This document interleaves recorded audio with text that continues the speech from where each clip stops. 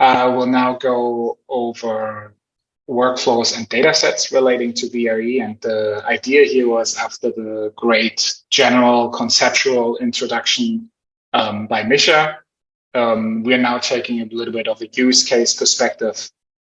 And while doing that, cover all the relevant workflows and dataset properties that a user or researcher would encounter when working with the virtual research environment. So the content kind of looks a little bit chaotic like this, but this is the main idea is that we have at the center, we have our use case that we're going through.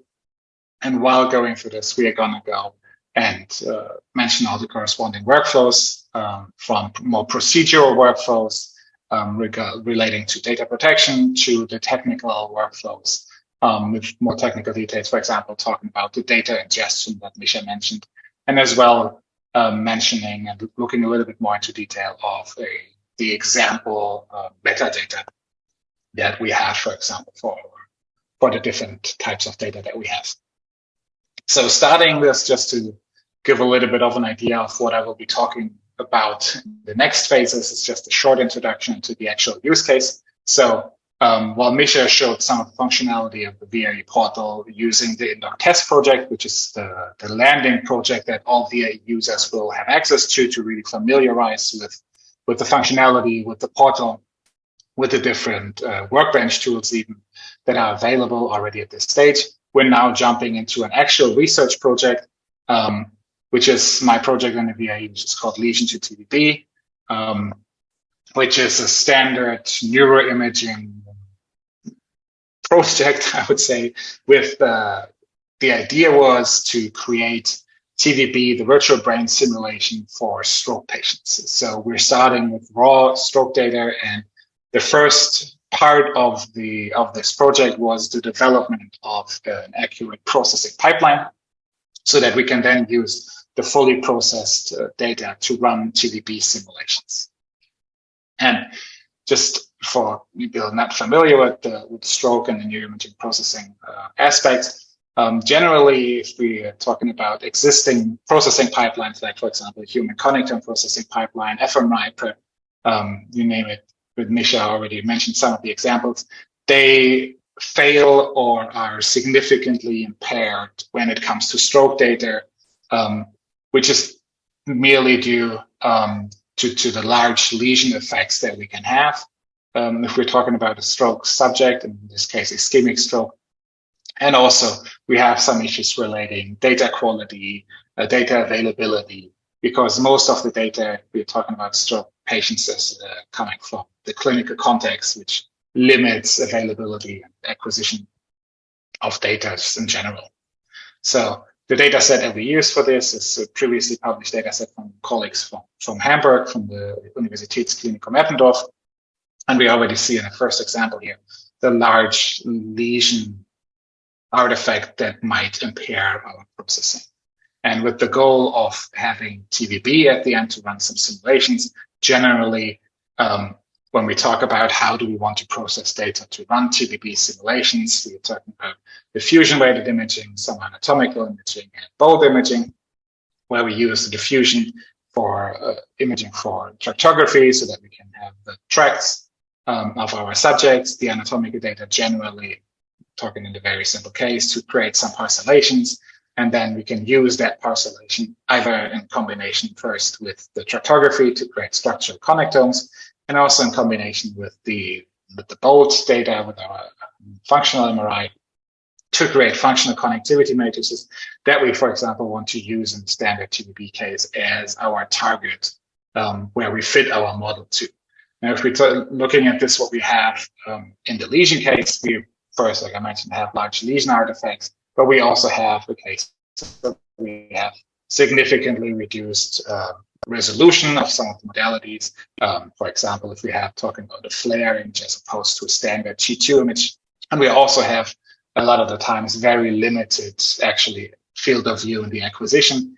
You can see that actually parts of the brain are missing. So large parts of the occipital cortex, the temporal cortex are actually missing, which might cause standard processing pipelines to fail. So what we ended up with is we created this pipeline where we perform the structural processing, perform lesion-specific, stroke-specific corrections to our data that enables us to really use the gold standard, the human connectome processing pipeline, the structural processing pipeline of this, to create also really individual brain parcellations that we can then use in diffusion processing and in function processing, as mentioned before, to create our structural and functional connectomes. And the goal here was to not only build upon existing pipelines and using established measures, but also to really minimize data requirements because of the clinical context, but also to maximize automation. Because one of the goals here is to have a pipeline that is relatively applicable with the main goal, as Misha mentioned and introduced, that to really solve a little bit of the reproducibility crisis, to make this available as a easily deployable, highly automated container software package to other researchers. And one of the aspects here is that this was built as a BITS application. BITS, as Mr. mentioned, is the brain imaging data structure standard. So the pipeline that we developed already expects the data, the input data, to follow the BITS format, which is just a specific structure and naming standard that the pipeline automatically knows where to find the anatomical images, where to find the diffusion weighted images with the corresponding file associations and file name suffixes, etc., to automatically run the pipeline. So all we need to provide, for example, in this case, is the subject ID. And this, based on the subject ID, the pipeline already knows where to find all the specific data, and therefore we can have a high level of automation.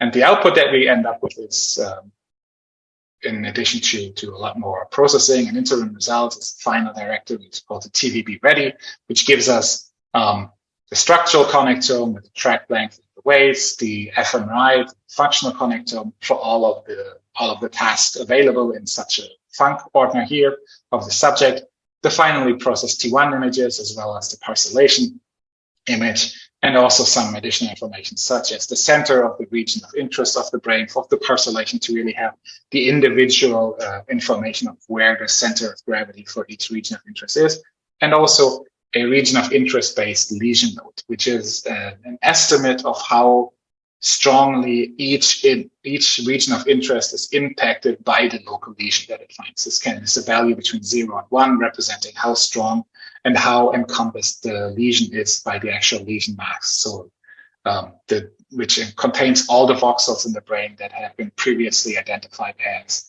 being voxels, being lesion signal. That's just as a quick introduction to what the pipeline exactly does. As I mentioned, we automated this by containerization. So we created a Docker container, also a singularity container, and have extensive documentation and help functions on this. And we can see here that we have a lot of functionality in the container, but really the input that we need is rather minimal. So we just give it a name for the running. We mount the specific data that we want, and then we can give it a single string to really precisely define the specific step that we want to perform. And just to access the data, the subject ID, as I mentioned, because of bits, it already knows where to find all the corresponding aspect. And as Misha mentioned, one of the long-term goals that we have here is to really make such workflows and processing workflows, analysis, simulation workflows user-friendly within the VRE and the HCC. And this approach, this modular approach of setting up the container, is really a great prerequisite to get into the next step of orchestration using CWL, for example, as Michelle mentioned, in a way that these strings are pretty much at the end in the GUI, just points that you can click to decide what kind of processing, what kind of analysis steps you want to perform. Because this is relevant in a little bit down the line in my presentation today, I also have a quick word on the validation that we did for this pipeline. As I've mentioned, we had the already published data set that we used for the development, but we also wanted to validate to make sure that our pipeline indeed provides higher accuracy and higher processing performance as compared to the standard HCP baseline. And to do this, we followed an approach that's called artificial lesion embedding. So what we did is we used the healthy controls, which are age controls, to our patient population. We used the healthy controls here at the top, and then we implanted artificial lesion, which is lesion signal from an actual patient that we extracted. So we removed the lesion here from our patient, and we inserted it into the healthy control, creating what we call this artificial lesion patient. This at the end enables us to process the data and compare our approximation of the healthy ground truth that we try to get at with our processing pipeline, and compare it with the actual ground truth and see how closely we are able to reproduce structural properties of the processing results of our patients and our artificial lesion patient. And I can actually skip over this quick. It's just we perform this validation on various levels of processing steps on the parcellation itself, after the fusion pipelines and network metrics, etc. And at the end, perform statistics to show that we can significantly reduce the lesion impact when trying to reproduce our ground truth data. Overall, for global properties of the extracted parcellation, for example, after segmentation and parcellation for brains, but also on local level, where we see, for example, here, a significant reduction in the difference in volume between the region of interests between ground truth and either our processing pipeline LEAP, the lesion-aware automated processing pipeline, or the current gold standard for healthy controls, the human connector processing pipeline. And this just to introduce a little bit of the concept of what this project was about, and also the different data that we're talking about in a bit. So with this, we finished a quick introduction to the project itself, and now we are talking about making the step to the workflows of the actual project creation and also the corresponding data protection.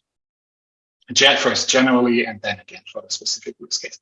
So as we've already seen before, the project setup happens during the onboarding of a project to the VRE. The actual technical ability to create a project in the VRE portal only is present in the role of the platform administrator. So the project setup itself is done in combination with the project administrator, so the data controller, and the platform administrator. We can set up a project. And at this point, and I think one of the previous questions already went a little bit into this direction, and we saw in the chat. At this point, we can already define some technical aspects regarding the resources. As Mr. mentioned, we can have different levels of resources for a specific VM. We can set already the corresponding workbench tools that might be required, the guacamole VM, superset, etc. And also, this is the point where, if the planning is to use the high-performance computing environment of the Charité IT to validate that you have access to, that your Charité AD account actually has access to the HPC, so that seamless integration from VRE to the HPC environment is possible. And like I said, these are the main workbench tools that have to be set up at this stage, and the guacamole VMs. And as Misha said, these can generally are created or set up for the core zone, but in some of the cases, you might also require a specific, dedicated virtual machine for your green room. As we will see in a second for our demonstrations, it's exactly the case for our use case. And also the HPC access for our use case is already established. And with this, having the general project, how do we set this up and what do we require to set this up? One of the main aspects that you see before is the actual data protection impact assessment. If your data contains sensitive data. So in our use case, we have, as you've seen before, we have neuroimaging data, which is of course sensitive and a special case of protected data. And we also have our container, which might already contain sensitive data. We're talking about images that might already be inside of the container, for example, perform specific registration steps, etc. So what do we need to get this to get that data actually into the VIE? As you mentioned, GDPR requires a data protection impact assessment. This needs to be specific for every use case that wants to have a project in the VRE and that wants to use sensitive data. The good part here is that, as we've seen before, VRE is GDPR ready. So the corresponding data protection impact assessment of the VRE itself as a platform, as a processor on behalf for each of the projects using it, already underwent the audit and passed the GDPR ready check, so to say. So with that, we can base our use case DPIAs on the already existing DPIA for the VRE. So what this means is that when we are trying to get a DPIA for a specific use case, we have this large template, large document that had to be filled out, but most of those are actually already provided by the VIE. Some examples are, for example, the IT infrastructure, the system. All of this is covered by the VIE itself because we are using the VIE infrastructure.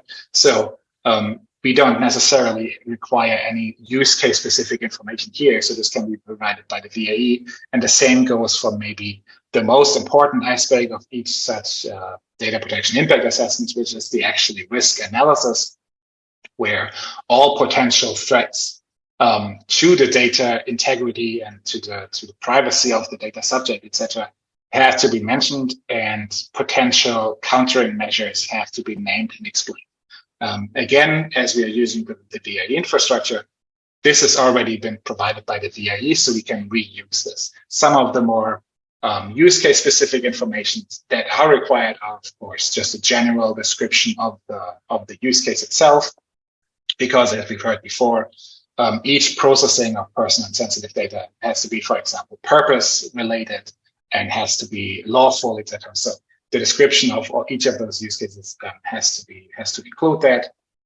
We need to include the group of persons that are part of this use case. That, for one, of course, includes the actual data subject, but it also includes the actual persons working in this project. So the data controllers, the processor on behalf, the joint processor, all people with the access to data have to be mentioned here as well and have to be specified.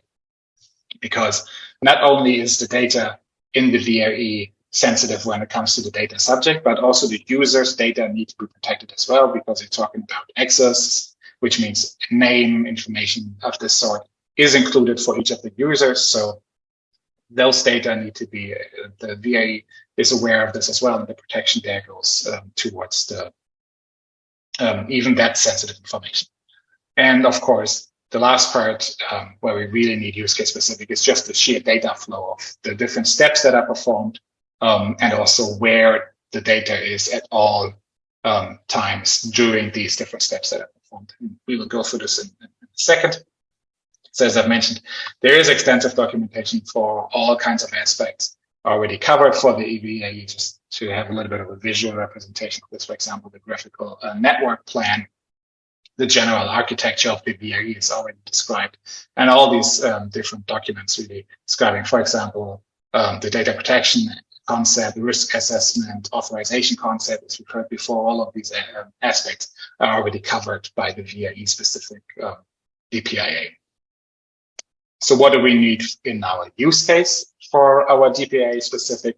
As I mentioned before, the very, very high level information, even on the conceptual steps that each of those use cases perform are required. So for our use case example, this includes the actual creation of the use case in the VRE portal and the setup of the VRE workbench tools, the virtual machines, as you've seen before. In the next step, we want to import our data. In our case, this is upload from local machine using the VRE portal into the VRE specific storage.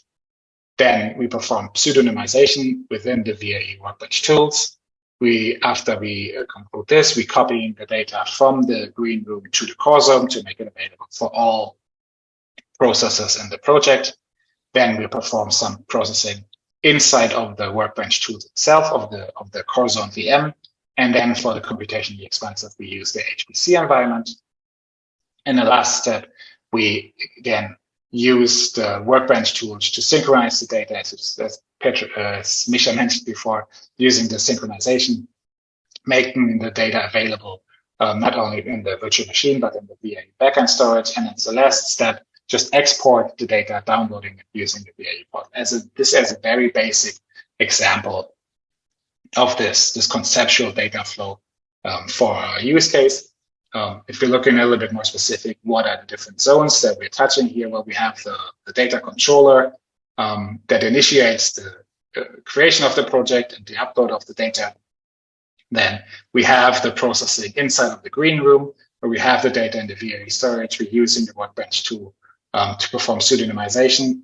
And then via the VAE portal, the data controller again confirms or performs themselves the copying to the core zone, where we then again retrieve the data from the backend storage inside of the VM to perform some minor processing first.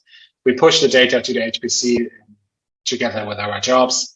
And after completion of that, we retrieve the data either again into the virtual machine to perform some quality checks or that sort of thing, or we directly can export the data from the HPC into the VAE backend storage as well.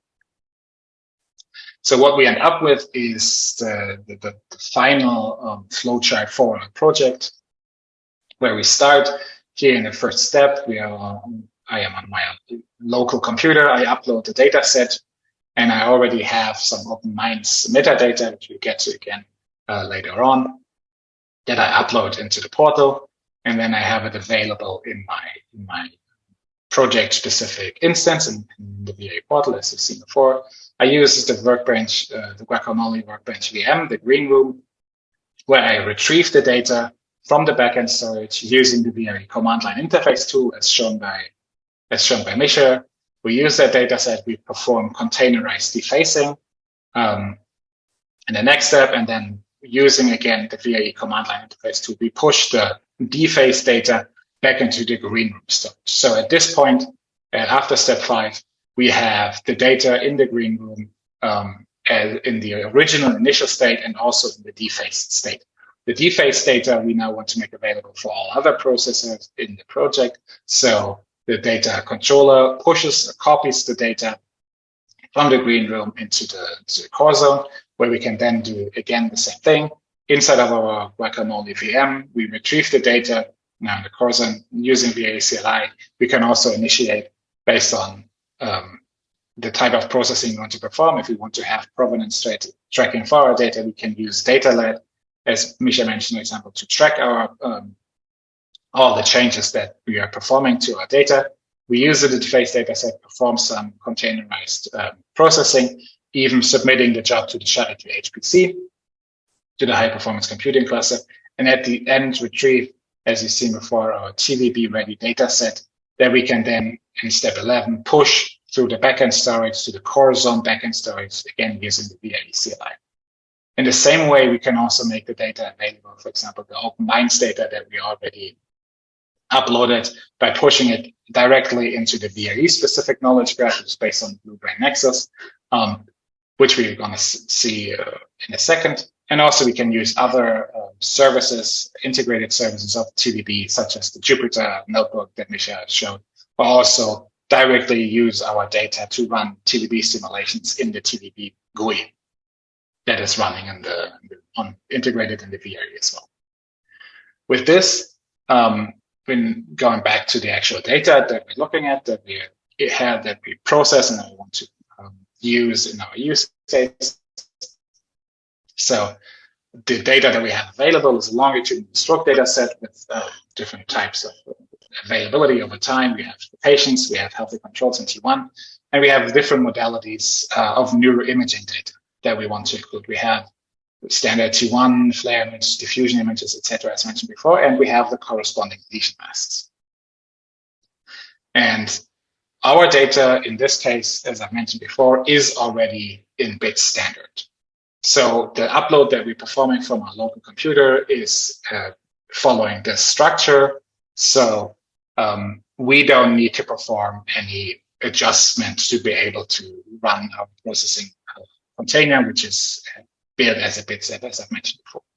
But we already heard today that there is a workflow for automated data ingestion into the VIE and also transformation from hospital sources. So we're going to make the jump back over to the workflow and actually look at these workflows in a little bit more detail, because these are very interesting for the main VIE use cases, as Nisha mentioned, if you're thinking about the actual clinical context where the VIE is situated and the data that we're talking about is generally coming from. So we've seen this before. It's the general architecture of the VIE, not only providing the portal and the separation of the green room and the core zone, but also the automated integration from Phoenix, PACS, and RedCap into project user-specific green room. Those can either be for example, the green room of the data controller themselves, but there's also the possibility to create service accounts to setting this up for automated integration of data into the green rooms.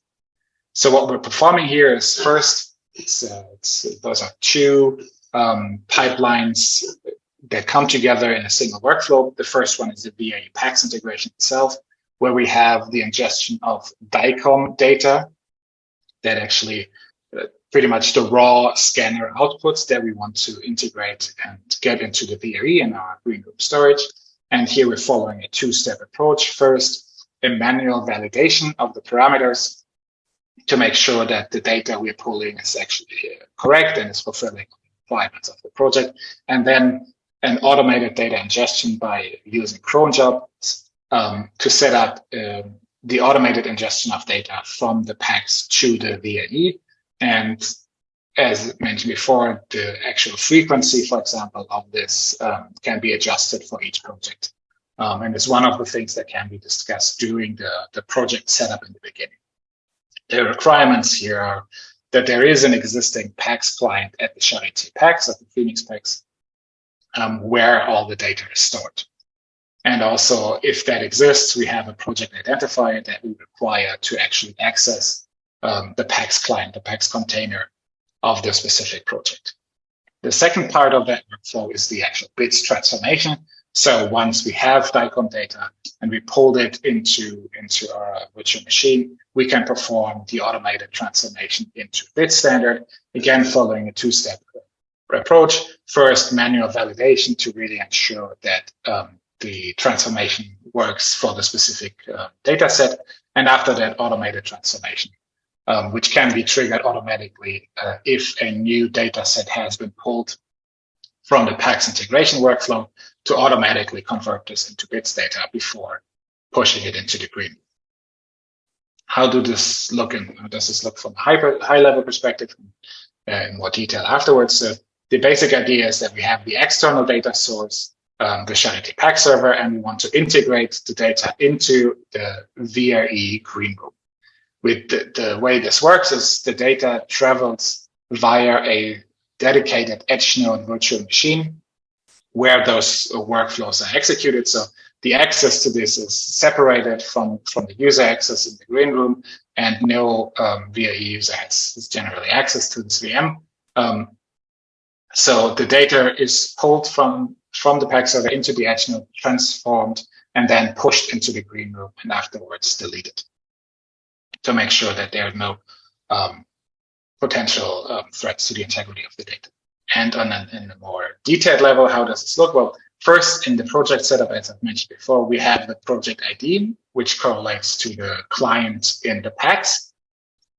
We decide which type of workflow we want to run, the PACS integration or the bits transformation or both. And we decided on the resources. For example, do we have a service account? Do we use the green room of the project administrator, so the data control? And how this first is set up, the platform administrator creates a local setup for this project on the edge node to host the corresponding directory path to create those, as we've seen, for example, here for the specific bits mapping, but also for the DICOM data. And then we have a first initial session that we're running, which is the manual validation of the steps. And what this does is we first manually run the singularity container that we created for the PACS integration to validate the project ID, that we can find the data that is project specific. Then we actually move a single study instance UID, so a single data set is moved from the PACS to the VRE.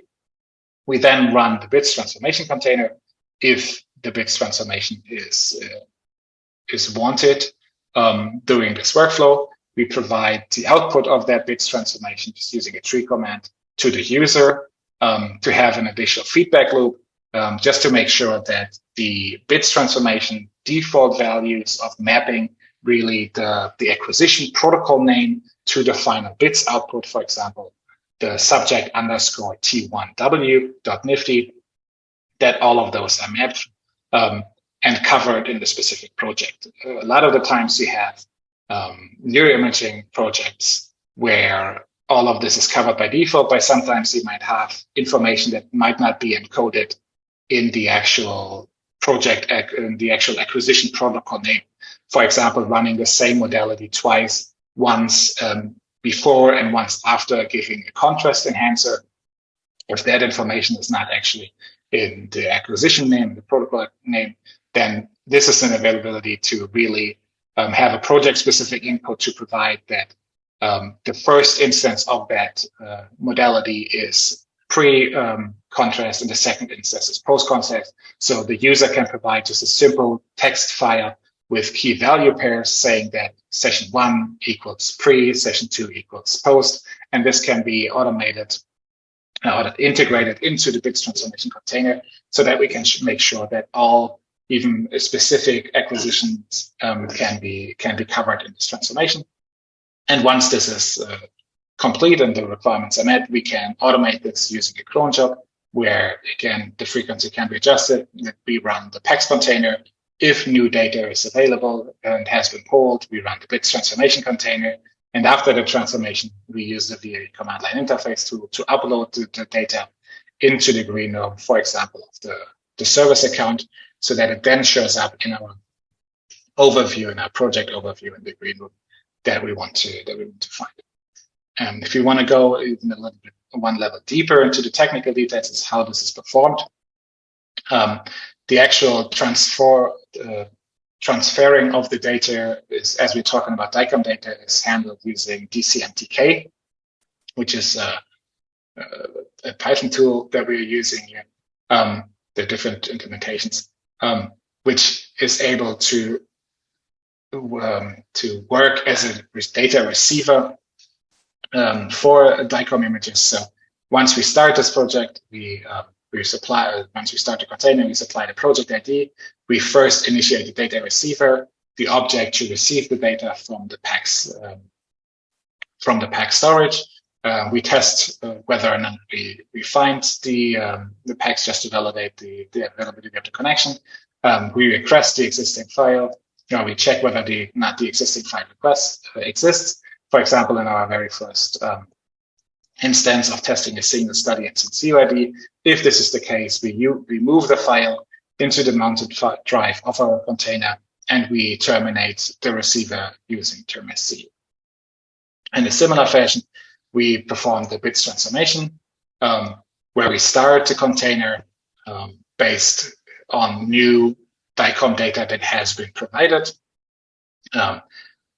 We check if we have a project-specific bitsmap file. As I said, we can provide those key value pairs that then create a project-specific bitsmap, a YAML file, which is just a directory mapping all the corresponding acquisition protocol names to the final bits output suffixes. And if so, we use this to perform pre-bits transformation. If not, we're using the default value. Run the bits transformation, check if the final output exists, and if so, run the final post-processing that uses the individual, the project-specific adjustments to create the final bits data output that is then stored into our bits directory that we set up initially, and then send up to the green room using the VRE command line interface tool. All right, now that we have talked about the automated ingestion of the data and the transformation, we can now talk about the general data processing and how we want to integrate the HPC for this in the next step. So as I've mentioned, or as Misha mentioned as well, the GDPR requires data anonymization. So the very first processing step in our use case is the processing of our neuroimaging data in our stroke use case does not require the full skull or face information. This is not necessary for our research purpose, as it is maybe, for example, if you have trying to process EEG data. For us, we don't need this. So following data minimization principle, we need to perform defacing to remove that personal information. How we do this, we created, again, a container that performs FSL-based defacing. We can run this in a multimodal manner by applying the defacing mask that we initially create of the T1 image. And then we just execute a singularity container via deface, which is the example that we're going to look at in the demo in a second. And after we have the defacing performed, we want to run the more complicated processing pipeline. In our case, that it's the lead processing pipeline I've introduced previously. And also we want to use HPC, which is available via the core zone virtual machine where our data is, our pre-processed data will be available. And we're also going to quickly check how that interaction is seamlessly integrated into the VRE in the demonstration. So with this, the last aspect that we want to look at is in terms of the data sets, the actual derivatives that we have for our use case. So we have, of course, the initial raw input data, which is the bits input data that I showed before. And also now we want to take into consideration the derivatives. So if you look at the final data sets of actual raw data, in this case, VAE data sets that we end up with is the initial data that we want to make available, which is the longitudinal multimodal MRI data for ischemic stroke. This is the one that we used to actually develop the pipeline. And this was acquired from our colleagues in Hamburg. And then we end up with basically 3 more research projects, 2 derivative data sets, and 1 software product, which is the actual lesion pipeline that we're also making available within the HCC and via eBrain. So this is why for all of these different aspects, we created data descriptors using the eBrain's template, which is pretty much straightforward, like a short mini publication about the actual data, describing generally the abstract, the background, the methods that were applied, etc. So we have this for our processing pipeline itself, and also for the 2 derivative data sets that we created. The first one being the actual fully processed longitudinal imaging data, and the other one being the artificial imaging data that we created for validation. Those still contain sensitive information. So we are still following all the protocols that are required for sharing this data, similar to just process data or the initial raw data set. And the last aspect for those derivatives that we want to look at is the actual metadata, which is where it starts to get interesting in terms of the data set. As we've seen before, the VRE supports the VRE-specific data set, but also OpenMinds. And for our project, we followed OpenMinds as well, as it is also the standard for integration to the knowledge graph with eBrains, and hence also for the HTC. Misha already introduced OpenMinds a bit, so just really quick, OpenMinds, as I said, is the Open Metadata Initiative for Neuroscience Data Structure and creates metadata models, or is a metadata model for heterogeneous neuroscience data. And it contains extensive schemas for various types of data about data, the metadata. And Misha already introduced OpenMinds Core, which helps us describe the general origin and context of the research project and the actual data. And also OpenMinds Sans, which is more related to the anatomies and references of that data. Those are the two aspects that we mainly encounter here in our project. So I will go into this in a little bit more detail. So as you've seen before, the four different data sets that we end up with is first our initial data set with our beds input data, but also with clinical scores and experimental data that we have for our data set that are critical for analysis, and the created lesion masks that we have for each of the subjects. We have the derivatives, which contain our TDB-ready data, the structural connectome, functional connectome, the corresponding parcellations, lesion mask, and the lesion load, which I previously explained as the really the impact of the lesion on each different region. We have the artificial lesion embedding data set, again following BRIT standard as the initial input data set, but also with lesion masks for the artificial data that we integrated. And as a last point, the Docker container that we created for our software package.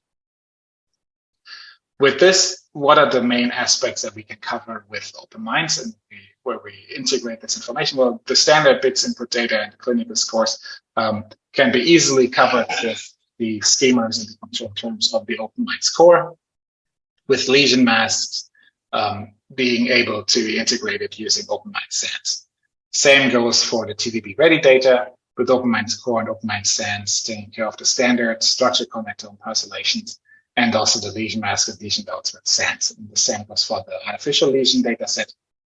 And for the Docker container, we can create a standard instance of a schema for the research project product, part of the OpenMinds core schemas, but also some of the currently still in development OpenMinds schema from OpenMinds computation to really describe workflows, which is generally created for computational models in neuroscience, but can be applied to such processing workflows as well.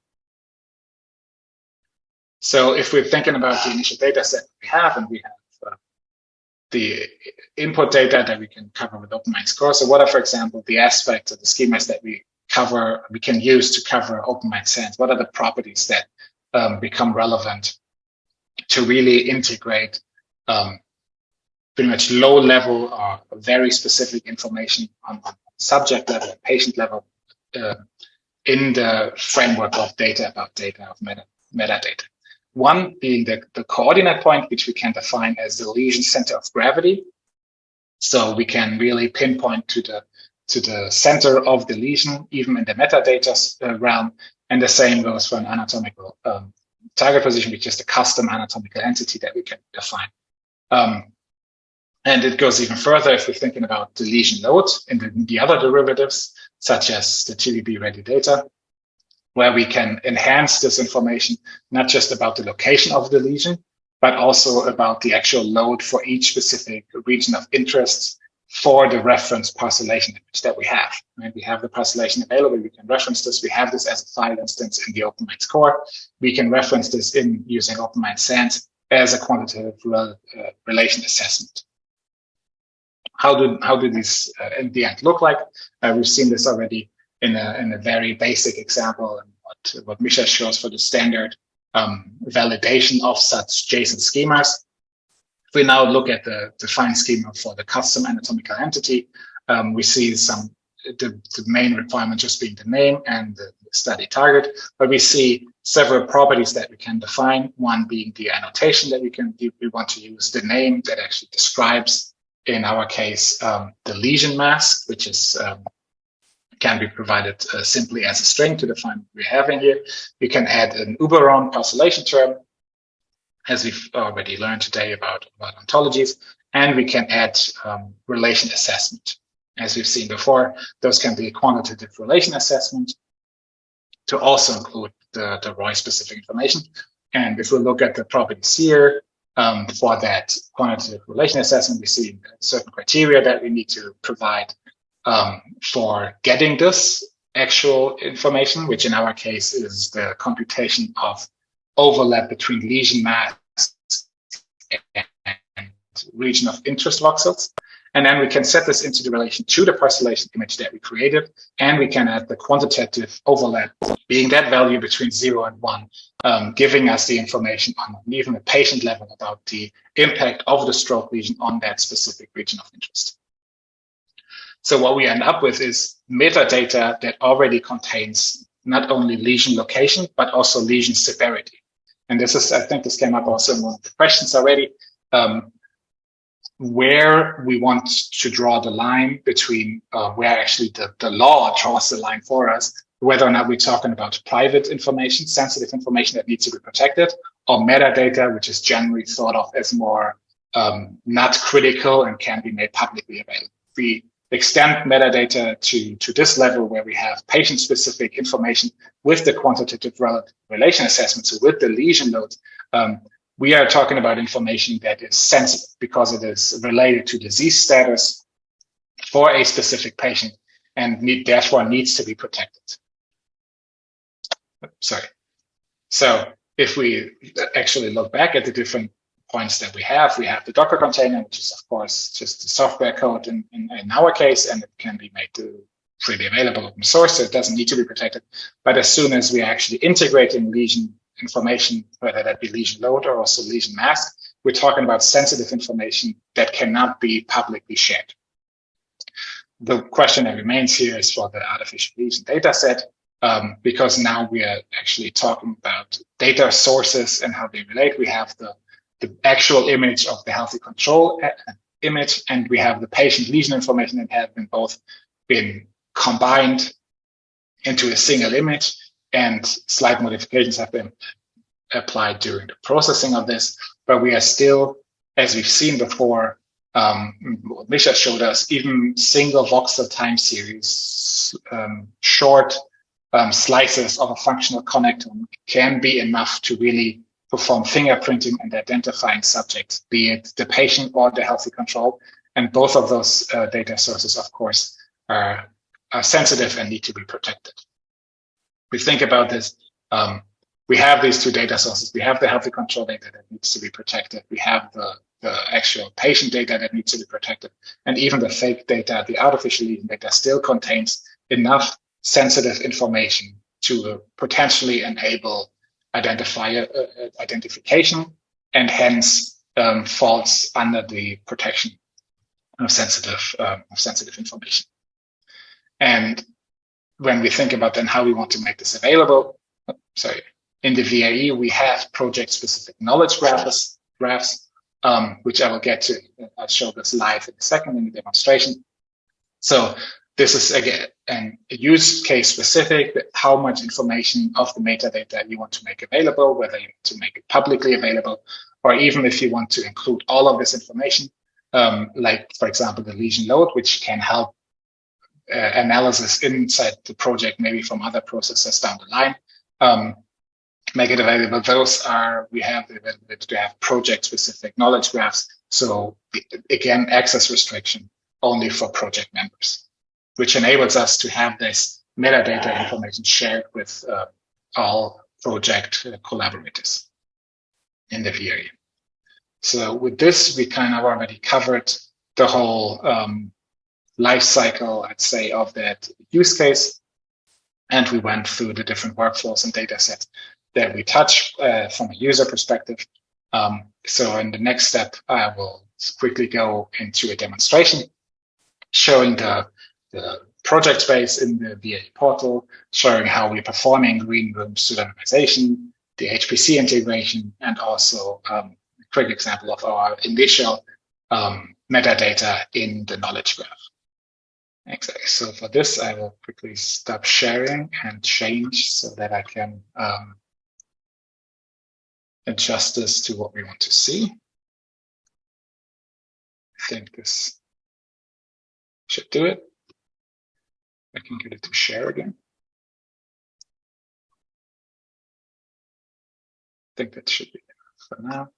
All right. So what we start up with is, if this is SIBO, we have first our data set that we want to start. We have here just a nifty image, and we can see our lesion patients.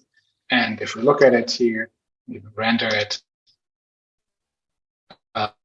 see there's still all data, all the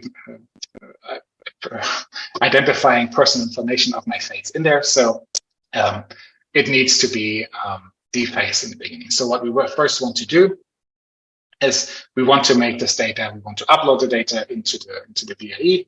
And Misha already showed this before, how to use the VAE CLI. So we just want to reuse it again, just to showcase how simple this is. I'm going to just download it real quick onto this computer. I hope my internet is not too laggy right now. Of course, it takes a little bit longer with Zoom sharing. Sorry for this. But just to highlight really the aspect of having the data on your local computer and integrating it into the VAE, and you now see that we have the VAE CLI available. Quickly changing the access rights, my Ubuntu version here, so that we can use this. And with this, we see here the subject me, which is the data where we are. So to upload this into the VAE, we first, as Misha showed, log in.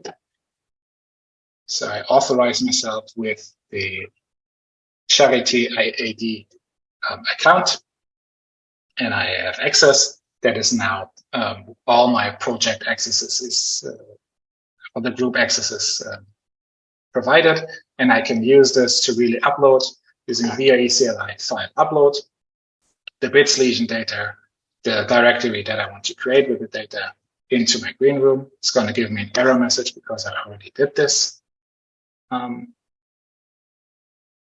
Exactly, that's the same error that Misha ran into as well. So if we just say 2, let's create this. Should be able to create this data set. Yes. And we see the upload starts for a nifty image. While this is happening, we can already switch to the portal. I'm gonna again quickly stop sharing and start again. There we go. So the VAE portal should be visible now. We are at 50% upload, so it's gonna take a second. We've seen this before, so I'm just gonna go through the login page, use my credentials of my Charity AD account, login, and I'm gonna be at the landing page with all my corresponding projects where I'm a member of, as we've seen before with Misha.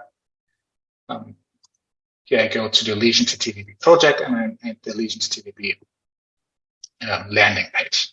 Here I instantly see it's already created our data, new directory, bits lesion data 2, and it just finished the upload.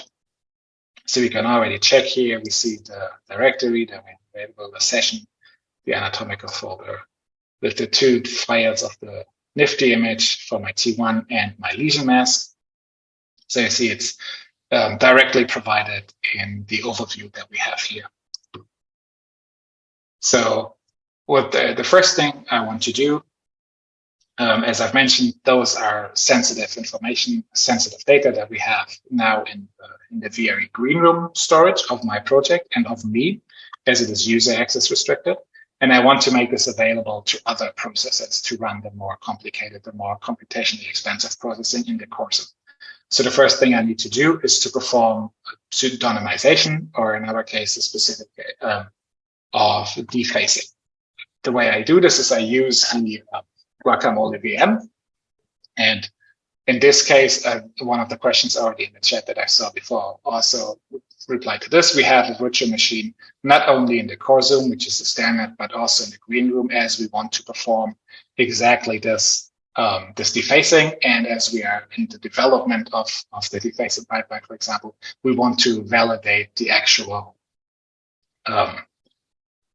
accuracy of the defacing pipeline itself. So we have the availability of the green room virtual machine that we can use to also have GUI-based access to the data. So I'm going to use the GUI for this as well, as opposed to the command line interface and the automated pipelines that we need to use. I'm going to go ahead and use more of a manual demonstration today. This holds true for various aspects that I'm going to show today that it's more of a manual demonstration rather than the automated process. I think Michelle already mentioned this before. So here we now again see a full Ubuntu virtual machine where we can install all kinds of data that we want and all kinds of software, not data, and we can simply start getting our data and processing it into performing the defacing pipeline. I already downloaded this previously, so I go to the downloads folder and my Legion 2 folder, and I can see that I have my data already available. I have a container that I want to use available, and I have some additional code already available. So if we check the data, we see we have our bits Legion data that I uploaded previously, and a bits Legion data database already for previous demonstrations and processing of the actual data. So the first step that we want to do is we want to define the data that we want to pre-process, so that we want to deface, and we want to define not just the image, but also where to find it. So in the first step, we say that the path where our data is, sorry, does this still work? Exactly. So this is where our data is. We've seen this before. We're in the downloads folder, data, bits Legion data. Now with a different name, or it's the same image. And then we want to define the actual image that we want to pre-process, which is the T1 image. So if we can also check this. If we open one of the GUI-based application that I installed here on my virtual machine, MRI to really check the actual mirror imaging data. There we go. We're already seeing the results I created. But if we first want to check the actual T1 image, my internet connection is a little bit struggling right now. I'm sorry for this. We still see again the same image that I uploaded before that we saw on my local machine with the whole face intact. And if we close this, we can now provide this subject T1 image to our defacing container. And if we're just trying to check out the container itself, the functionality, it's fairly straightforward. So we're just calling Singularity as the provided container software that we're using here on the VM run, and the VIE defacing container that we have already in our container directory here in our downloads folder. We see it's empty, it's not giving any output, just an error message that there was no image volume defined, which is true. We just ran the empty container and it's giving us some information of how to actually run the processing. So we can do the same thing now again. Just paste this again. But this time we actually provide the inputs that we want, which is the environment variable first of the input image, which we already defined as image. And second, we want to bind the actual data directory, which is the path that we provided, that we are then calling data inside of the container, because we defined the input image relative to the directory data.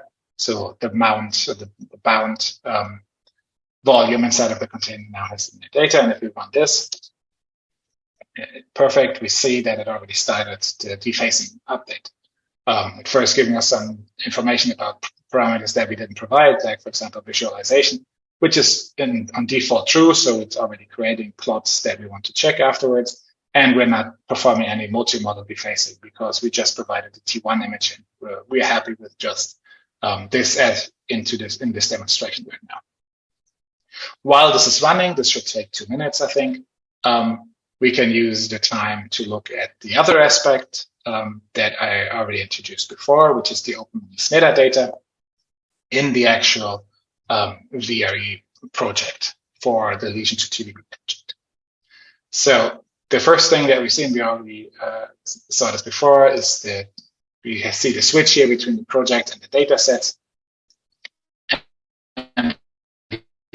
here we have the lesions TVB test that I created to provide some metadata. First, following the standard VRE-based metadata data set. If we look at the metadata here, we have first the corresponding VRE schema, which is also based on JSON files, and also the OpenMind schemas that we initially uploaded for our test data set. And if we want to look at the actual connections of these data sets, not just on a JSON level, we can use the integrated knowledge graph of the virtual research environment. So for this, we can just switch here. I already opened it to the VRE knowledge graph. Oh yeah, sorry.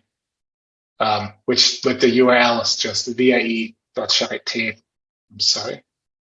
My mouse is messing up. So where we see the URL is just vre.charité.de/knowledge graph.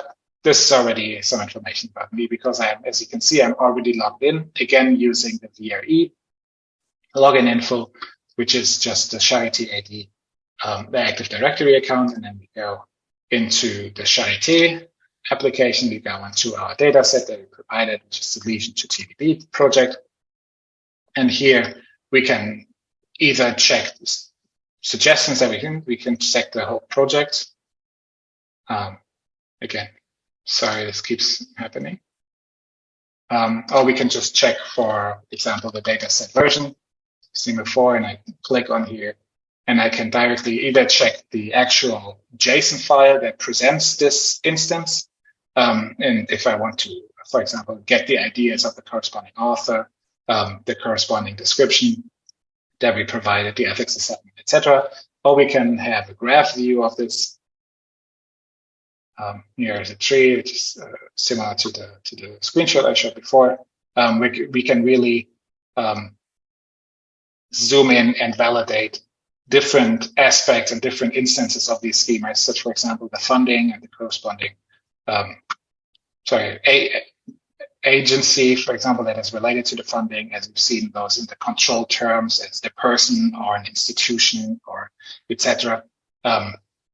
For the funding, and all of those can be related to the other properties, such as this is modality here, you see it, the corresponding data repository, the version, etc.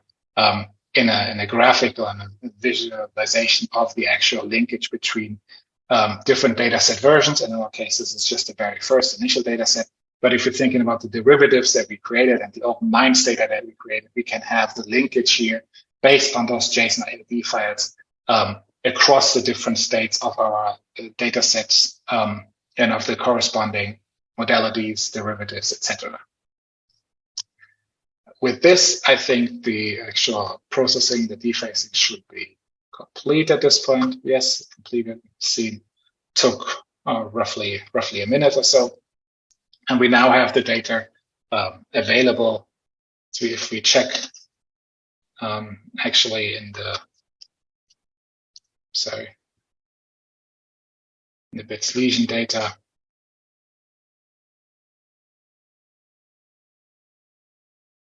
Maybe with L, that you can see that it's actually new data that has been created. We see that we just created defacing thought that and a new deface T1 image now at 5 p.m. that was just created. And we can again use the MRI GL that I opened before. If I don't click on the button here,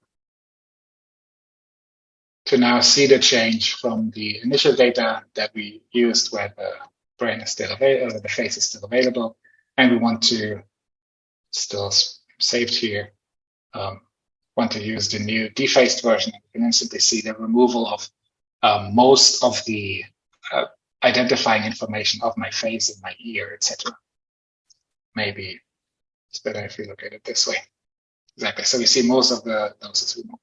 So now we want to make the data again available in the VRE backend storage. And as I mentioned in our plan, in our project plan before, we can use the VRE CLI command line for this again by synchronizing the state of the virtual machine with the backend storage, and then make it available for everybody else in the core zone for the further processing. Just gonna close this to save the connection. So we can go back to the project, to the Leading to TVB project. And I've already pushed the data previously, so this has been made available. And as Misha showed before, if I now the data controller, and again, all of this, the movement of data from green room to core zone, even the removal of data afterwards is in the hands of the data controller. The VRE itself as process on behalf does not intervene in terms of removing this data.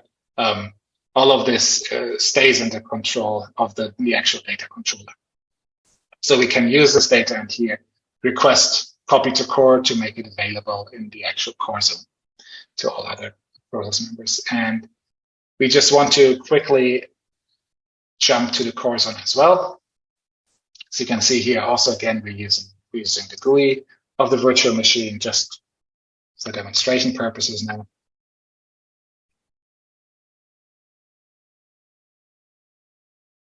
We have the same Ubuntu version available. We have the same virtual machine available. And we can now use this, the data either inside of the virtual machine here to process it with one of the containers that we have available, or we can connect to the HPC. And this is fairly straightforward. If we just want to quickly connect to the HPC, we can do this live as well. By connecting my user account to a login node from the Sharing TVB HPC. As I said before, during the project setup, this is a good time to validate that you have access to the HPC. And once this is established, you can instantly just link from your virtual machine in the core zone to the HPC. And I assume we're already on the login node of the Charity HPC. We can quickly start an interactive job just to validate that we have this available, and we see it's not too busy right now. So we're even getting a GPU node that we can now use for really intensive processing or analysis that we want to run.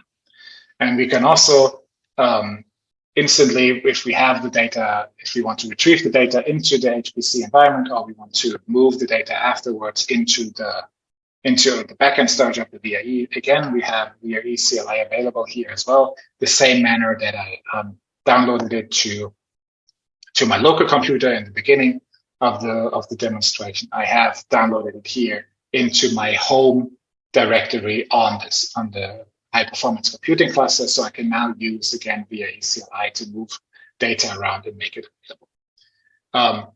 As Misha mentioned, we're currently still in development of making the submission of these jobs more user-friendly, maybe even provide a graphic user interface. As of now, the running of these jobs is fairly straightforward, based on standard Slurm that is deployed on the HPC environment here.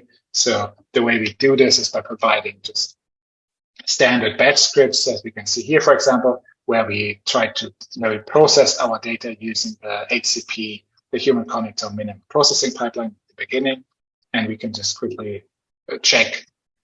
Here we're providing standard Slurm commands using S1, providing the nodes that we want to have, some job names, some data that we want to bind to the directories, and then just a singularity container and where we want to the output of our data to run. Based on how the standard HCP pipeline container has been called. And here at the top, we are defining some of the parameters for our batch script in standard Slurm, in the standard Slurm way. As Misha showed before, the availability to submit these kind of jobs via the VRE CLI by just having a JSON file, pretty much covering all of this information rather than a batch script like this is the way going forward in the current development.